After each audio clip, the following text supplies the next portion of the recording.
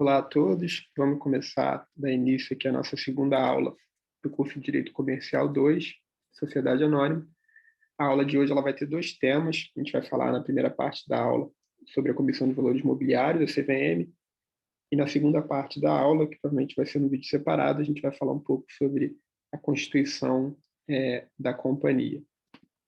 Bom, eu estou gravando esse vídeo aqui antes da gente ter a nossa primeira aula, então eu imagino que a gente já vai ter falado na primeira aula sobre a diferença entre companhia aberta e fechada. Se por um acaso a gente não tiver falado, só para a gente ter em mente, porque esses conceitos são importantes para a aula de hoje, a companhia aberta é aquela que tem os seus valores mobiliários admitidos à negociação no mercado, e a companhia fechada é aquela que não tem seus valores mobiliários admitidos à negociação no mercado. Então, os valores mobiliários eles têm que ser necessariamente negociados de uma forma privada, né, entre cada investidor, ou grupo de investidores.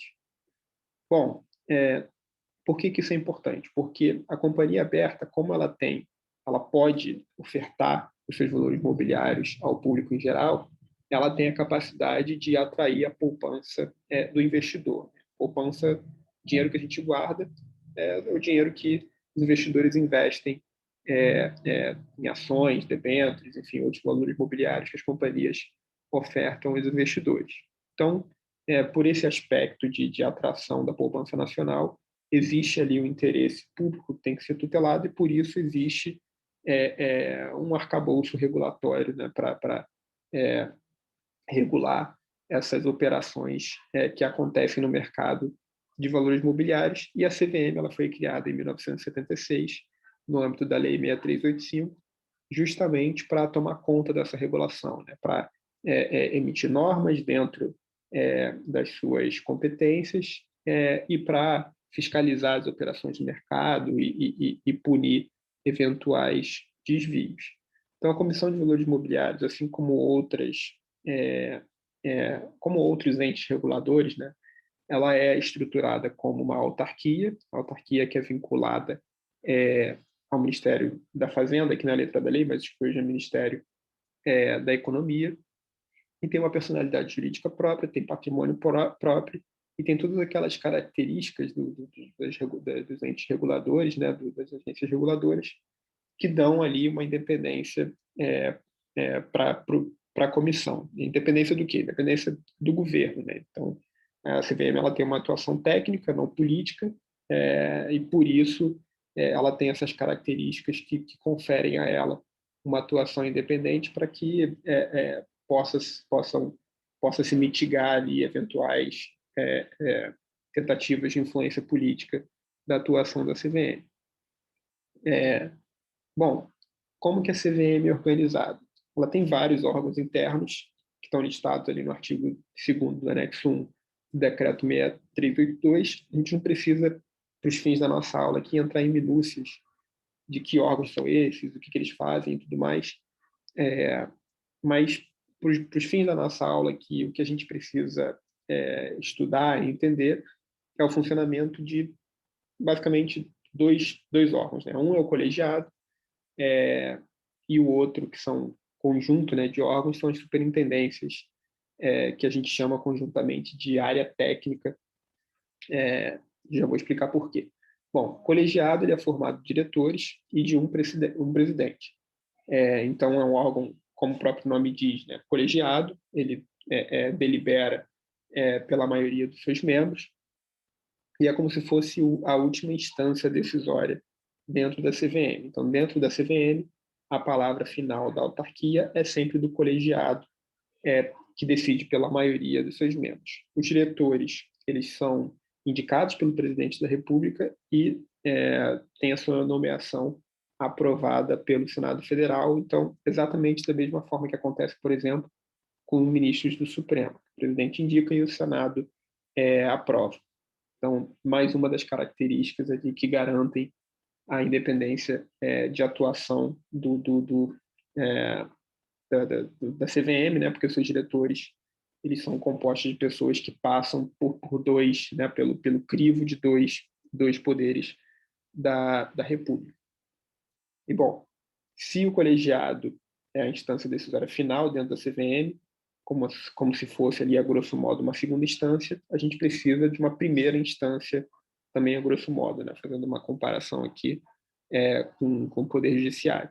E essa primeira instância é justamente as superintendências, a área técnica. Então, tudo que é direcionado para a CVM, reclamação, pedido de registro, denúncias, o que quer que seja, é direcionado primeiro para uma das diversas superintendências da autarquia.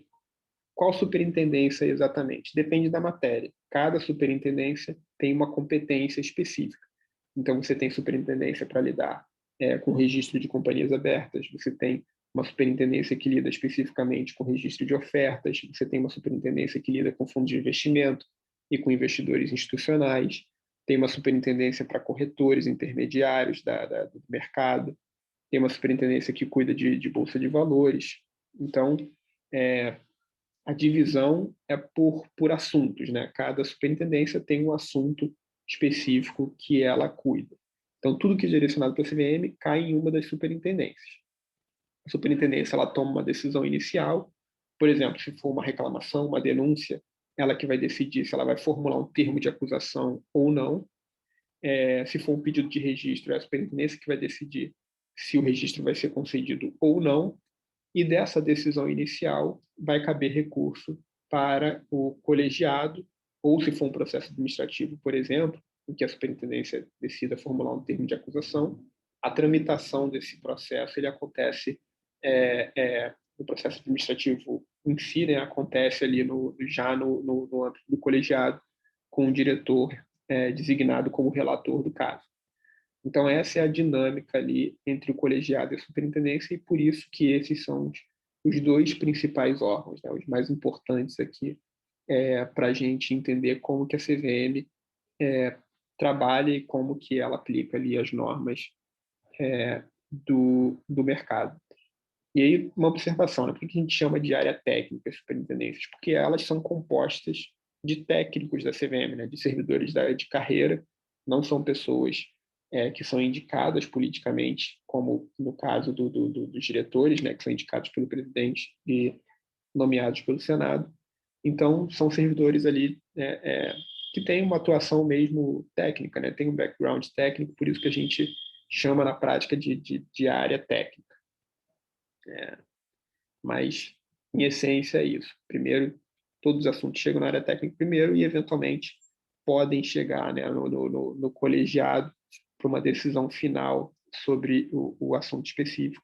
Tem outros órgãos da CVM que também são importantes, mas que a gente não vai abordar aqui, como, por exemplo, a Procuradoria Federal, especializada junto à CVM, que representa a CVM em processos judiciais, enfim. A gente não precisa entrar nessas minúcias aqui, mas quem tiver curiosidade pode ir lá no artigo 2º do anexo 1 do decreto 6382, que vai ver lá os detalhes de como, do que é essa estrutura interna da CVM. Bom, competência. A competência da CVM ela é estabelecida lá na Lei 6385, que foi a lei que criou a CVM, né, que criou a autarquia, e tem uma dinâmica ali que envolve a CVM de um lado e o Conselho Monetário Nacional de outro. E para a gente entender essa dinâmica, a gente precisa dar um passo atrás e falar um pouco sobre como foi estruturado esse arcabouço regulatório. A regulação que a gente tem hoje do mercado financeiro, como um todo, e quando eu digo mercado financeiro, eu estou falando de mercado de imobiliários, mercado bancário e do mercado de câmbio, né? Esses três juntos é o que compõe o que a gente chama de mercado financeiro lato sensu, né? Mercado financeiro é gênero, da quais são espécies esses três: mercado de câmbio, mercado bancário e mercado de valores imobiliários. A estrutura, o arcabouço normativo do mercado financeiro começou a ser estruturado na década de 60, e no âmbito desse arcabouço que foi construído a partir desse momento, foi criado o Conselho Monetário Nacional como um órgão de supervisão ou melhor dizendo, de orientação das normas que iriam reger, né, todos esses mercados envolvidos ali no mercado financeiro de uma forma geral. A CVM ela só foi ser criada no momento posterior, né, em 1976. Então, um pouco tempo depois de quando essa regulação começou a ser estruturada no Brasil. Mas quando ela foi criada em 1976, como ela era o regulador ali de um dos mercados, do mercado financeiro, acabou sendo incluída ali dentro dessa estrutura, que também inclui o Banco Central, enfim, outras agências que atuam ali no mercado financeiro. Então, que o Conselho Monetário Nacional faz com relação ao mercado de valores imobiliários especificamente?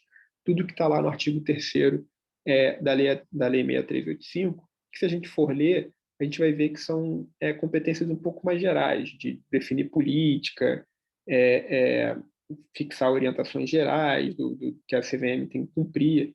Então, é como se fosse um órgão que dá orientações um pouco mais gerais, porque tem uma visão mais ampla de todos os mercados e não só do mercado de valores imobiliários especificamente. A CVM, por outro lado, ela tem uma atuação muito mais específica, obviamente, não só com relação à matéria, mas com relação também à forma de atuação.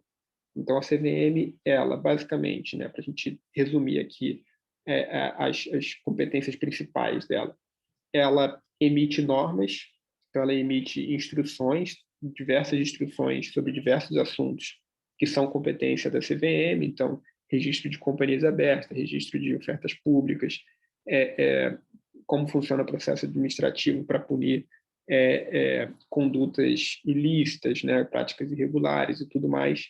Então, tudo isso é endereçado por normas que a CVM é responsável por elaborar.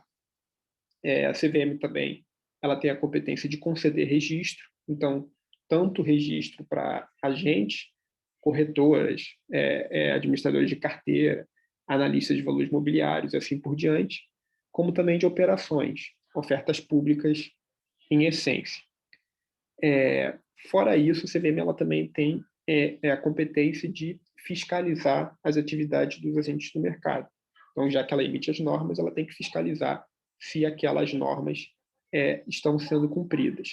E dentro desse poder de fiscalização tem também o poder de inspecionar, né, os documentos internos dos agentes sob a sua regulação.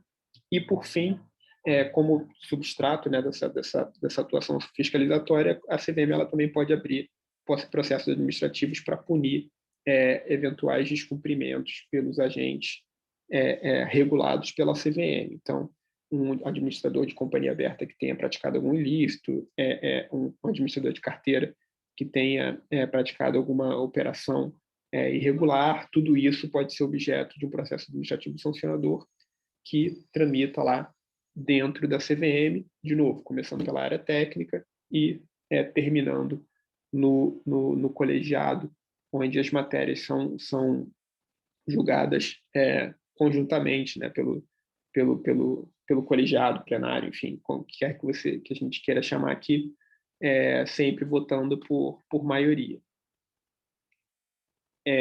Bom, passando aqui rapidamente também por alguns aspectos gerais. Se a gente for analisar lá a estrutura da Lei 6385, a gente vai ver que existe lá a previsão de quais agentes são regulados pela CVM, quais registros a autarquia pode conceder e como funciona ali a atividade fiscalizatória e de supervisão da CVM. Bom, quais são os agentes regulados? Há vários. Primeiro, mais importante para a gente, né, as companhias. Então, as companhias abertas que pedem o seu registro de companhia aberta para poder negociar valores mobiliários no mercado, elas fazem esse pedido de registro para a CVM, que vai decidir lá, por meio da sua área técnica, se o registro deve ser concedido ou não. Como é que esse registro funciona? A regulação do mercado de valores imobiliários, em essência, o ponto principal dela é permitir que investidores tenham acesso a informações sobre os emissores de valores imobiliários e sobre os valores imobiliários em si. Então, se o investidor vai decidir se ele vai investir na companhia A ou na companhia B ou na companhia C, ele precisa saber como que é a atividade dessas companhias, né? Se elas estão indo bem, se elas têm lucro, se elas têm prejuízo, quem são os administradores, quais são os planos dessas companhias para o futuro. Então, a regulação ela estabelece uma série de informações que as companhias abertas devem fornecer ao mercado para que os investidores tomem a sua decisão de investimento de uma forma racional, né, com base em dados concretos e não meramente com base em especulações. Então, quando uma companhia ela quer o que a gente chama, né, de abrir o seu capital, obter o seu registro de companhia aberta, ela se dirige à CVM e apresenta à CVM uma série de informações sobre as suas atividades. A gente não precisa entrar aqui nas minúcias de que são esses documentos, até porque é um conjunto de documentos bastante robusto, mas basicamente isso, né? A companhia comprova que ela atende a todos os requisitos que a CVM exige, de governança, de organização interna, enfim, de procedimentos, documenta isso tudo em alguns documentos padronizados de divulgação de informação, submete isso tudo e a CVM faz uma análise que, via de regra, uma análise formal das informações e dos requisitos que a regulação exige. Mas fora as companhias abertas, também tem uma série de outros agentes que também precisam se registrar na CVM. Então, um administrador de carteira, por exemplo, que é a pessoa que administra investimentos de terceiros. Essas pessoas têm que ser também registradas na CVM e é um registro diferente, obviamente, daquele registro que a companhia obtém. São requisitos diferentes, são informações diferentes, são exigências diferentes que têm que ser atendidas. Corretores também têm que se registrar na CVM e é um registro diferente das companhias abertas e dos administradores de carteira. E aí, por diante, né? Tem outras categorias ali de agentes que também precisam se registrar. Analistas de valores imobiliários, por exemplo, também precisam se registrar na CVM. Bolsa de valores, a B3 é registrada na CVM, e se no futuro a gente tiver outra bolsa no Brasil, vai ter que se registrar na CVM também.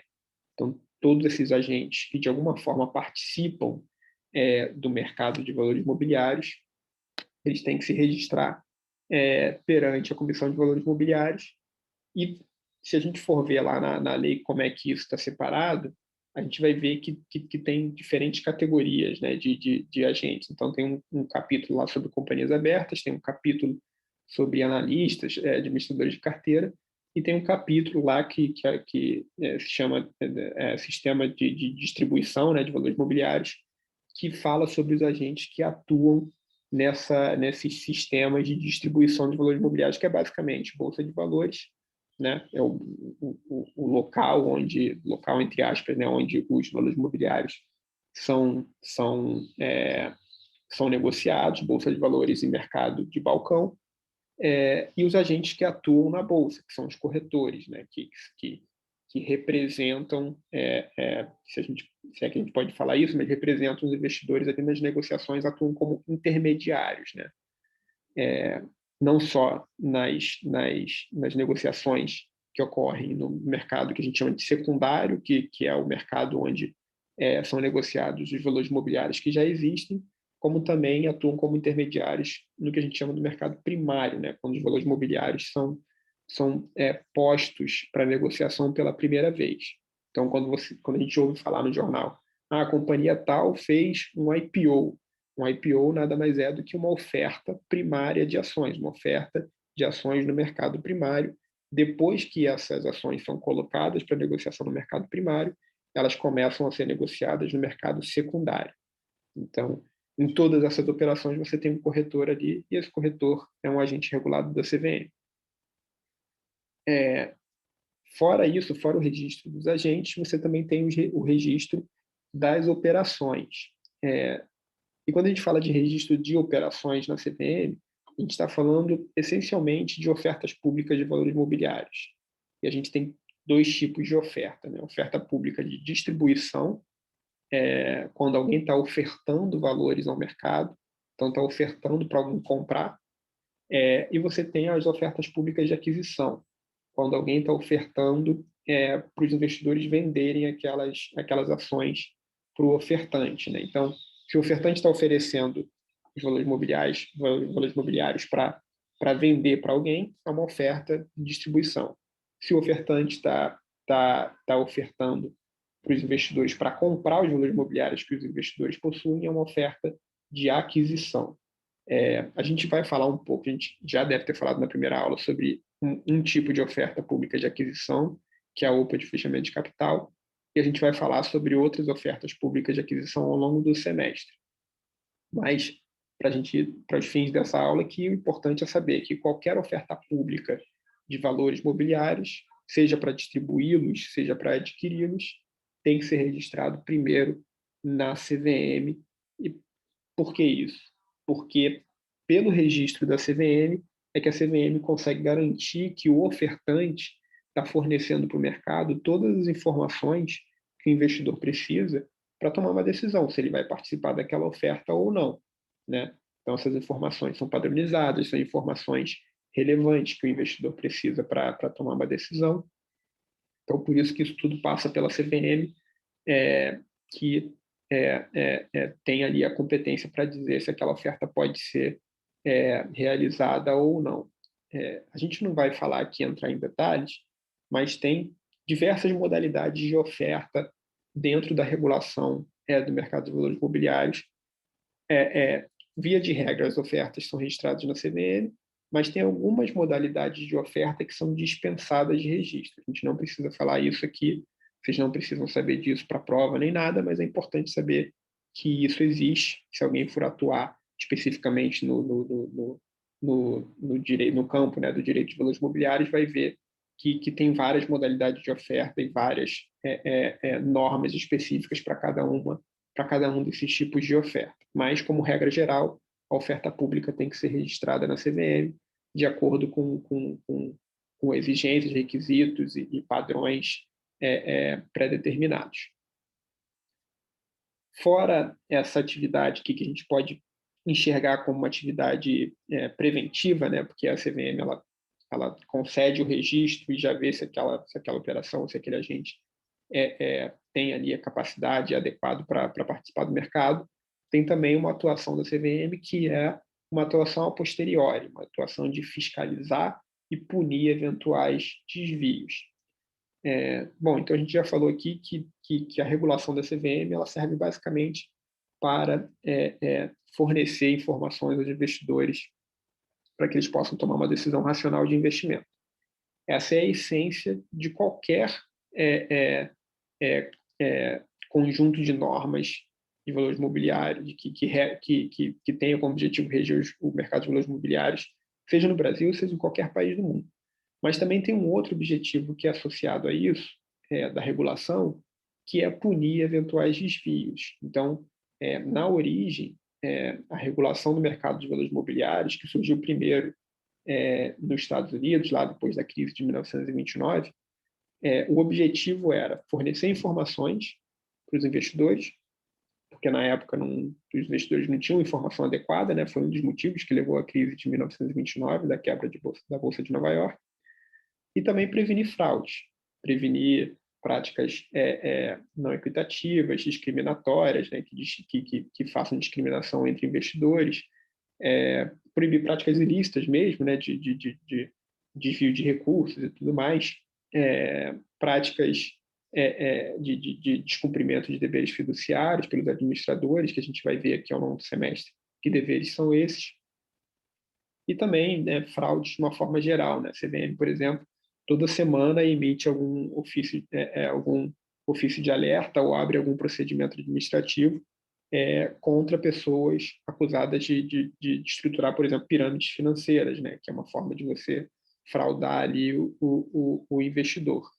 Então, tudo isso está dentro desse conjunto de ferramentas que a CVM tem para punir, coibir práticas ilícitas, práticas irregulares, né? Vamos dizer assim. Bom, então, o que a CVM pode fazer? O que ela tem de instrumento? Ela pode fiscalizar, ela pode pedir documentos, ela pode fazer questionamentos para os agentes que são ou deveriam ser regulados, né? que deveriam ali, que estão dentro do seu chapéu regulatório. A partir dessas informações, as áreas técnicas elas fazem, né, uma análise para ver se ali, numa situação específica, foi cometido algum ilícito ou não.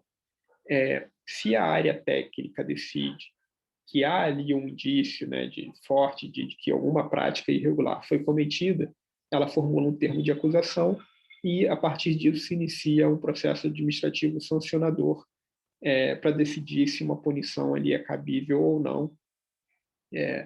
E há lá na Lei 6385 as diversas penalidades que podem ser aplicadas no âmbito desse processo administrativo, né, que podem variar de penalidade, né, pecuniária, uma multa em dinheiro, pode ser uma advertência, pode ser uma proibição de atuar no mercado de valores imobiliários, pode ser uma suspensão temporária, enfim, tem vários tipos de penalidade previstas lá no artigo 11 da Lei 6385, e tem também ali no artigo 11, parágrafo 3º, a previsão da existência de infrações graves, né? Infrações graves, elas têm uma penalidade mais rígida, né? mais penosa para o agente infrator, mas na Lei 6385 vocês não vão encontrar uma lista do que são essas infrações graves, porque o legislador delegou, né, a competência para a CVM para estabelecer nas suas normas o que é infração grave e o que não é. Então, a CVM ela possui normas específicas para definir quais são essas infrações graves. Isso ficou no âmbito da regulação da CVM. Bom, no âmbito desse processo administrativo sancionador,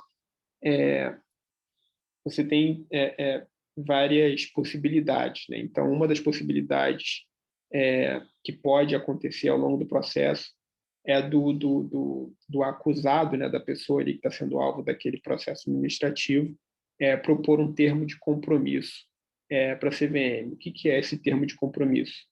É um contrato, né, um termo ali assinado entre o acusado e a CVM, pelo qual o acusado ele se compromete a adotar algumas medidas, geralmente pagar uma contribuição, né, que não é uma multa, é uma contribuição em dinheiro, ou pode ter também outras medidas ali educacionais, de financiar um curso, fazer uma publicação de retratação, enfim, qualquer coisa do tipo. E também, geralmente, se compromete a não praticar uma determinada conduta pelo qual ele está sendo acusado. Então, é uma forma ali do acusado meio que estancar ali o sangramento, né? Parar o processo, pagar um valor ali que vai servir como uma penalidade indireta, e a CVM também ela usa esse instrumento para poder terminar, né, os processos que, no entendimento da CVM, não precisam ir até o final e, em função disso, dedicar mais recursos para aqueles processos que a CVM entende que são mais importantes. Então, quem que pode celebrar um termo de compromisso? Qualquer pessoa pode propor, né, dentro lá dos procedimentos que regem o processo administrativo sancionador, dentro dos prazos aplicáveis, qualquer pessoa pode propor um termo de compromisso. Mas a CVM não é obrigada a aceitar qualquer termo de compromisso que seja proposto à autarquia. A CVM ela faz um juízo de conveniência e oportunidade. Então, por exemplo, se uma pessoa propõe um termo de compromisso em um caso que é paradigmático, que foi um caso muito importante no mercado e que vai virar um precedente importante, muitas vezes a CVM fala, olha, não vou assinar um termo de compromisso aqui, porque eu acho que a decisão que vai surgir desse caso, ela é importante para dar uma orientação ao mercado sobre o que a CVM pensa sobre esse tema. Então, é um juízo bem subjetivo ali da CVM, se ela vai assinar o termo de compromisso ou não, e, obviamente, que outros fatores também entram nessa análise, né? Se as medidas que o acusado está propondo são adequadas ou não, se o valor ali que ele se comprometeu a recolher é um valor que é proporcional, né, ao possível dano que foi causado. Também tem a possibilidade do proponente do termo de compromisso se comprometer a indenizar os danos que foram causados aos investidores. Então, tem vários aspectos que são levados em consideração na análise da conveniência e oportunidade de um termo de compromisso que é proposto à CVM. Fora isso, também existe a possibilidade, dentro do processo administrativo sancionador, de ser celebrado o que se chama de um acordo de supervisão, que é como se fosse um acordo de leniência, né, que uma das partes acusadas fornece informações para a CVM que acabam auxiliando a investigação com relação a outras partes envolvidas naquela mesma suposta prática ilícita. É um pouco diferente do termo de compromisso, mas é uma lógica ali parecida, porque também é um instrumento que serve para estancar a sangria, né, entre aspas, para o acusado se livrar de um processo administrativo e para a CVM usar os seus recursos escassos de investigação e fiscalização e punição de uma forma um pouco mais eficiente, focando naquilo que ela acha mais importante, que ela tem mais subsídios, mais materialidade para provar, né? A grande diferença ali que faz o termo de compromisso ser mais atrativo que o acordo de supervisão é que o termo de compromisso ele dispensa a, a admissão de culpa, né? Então você não precisa admitir culpa para assinar um termo de compromisso. Você pode assinar um termo de compromisso mesmo não admitindo que você efetivamente adotou aquela conduta supostamente ilícita, né, que você está sendo acusado. Então, por isso, muitas vezes, o termo de compromisso ele acaba sendo visto de uma forma mais favorável pelas pessoas que são alvos de processos na CVM. Bom, uma das coisas que também, além daquelas penalidades que a gente já falou de multa, de proibição de atuação no mercado, suspensão de registro e tudo mais, uma das possibilidades de pena que a CVM pode aplicar é a proibição de contratação com instituições financeiras e tudo mais, que também é uma forma ali de você, da CVM, impor uma pena que não seja meramente pecuniária, né? Porque muitas vezes a pena pecuniária, multa em dinheiro, não é o que assusta mais. Porque, enfim, se você pegar, por exemplo, um administrador de carteira que tenha muitos ativos sobre sua gestão, uma multa sei lá, 10 milhões de reais talvez não seja muito para esse agente que tem ali um giro financeiro muito alto, né? Então pode ser que seja uma multa ali que no final das contas vai doer, mas não vai doer tanto. Mas essas multas de proibição, de suspensão de registro, de proibição de atuação no mercado, de proibição de atuação como administrador de companhia, de proibição de contratação com instituição financeira, isso pode efetivamente ser algo ali que vai acabar com a atividade do empresário que precisa daquela permissão para atuar no mercado. Então, geralmente dependendo da circunstância, pode ser uma penalidade que assusta muito mais do que a multa, né? A multa pecuniária propriamente dita. Bom, das decisões da CVM, como a gente disse, né? O colegiado ele emite a decisão final no âmbito da CVM, mas das decisões da CVM ainda cabe recurso, ainda tem uma outra instância administrativa fora da CVM. Que instância é essa? É o Conselho dos Recursos do Sistema Financeiro Nacional, que se chama também, muito chamado, muito conhecido na prática como conselhinho. Então, quando a CVM ela toma uma decisão de, por exemplo, punir uma pessoa e aplicar uma penalidade, suspender o registro, alguma coisa do tipo, dessa decisão, o acusado, a pessoa, o alvo dessa punição, pode recorrer ao Conselho de Recursos do Sistema Financeiro Nacional para tentar reverter essa decisão. Esse conselho ele é responsável pelos recursos, né, das decisões, não só da CVM, mas como também de outros órgãos que atuam ali no mercado financeiro, como, por exemplo, o Bacen e, salvo engano, também a SUSEP.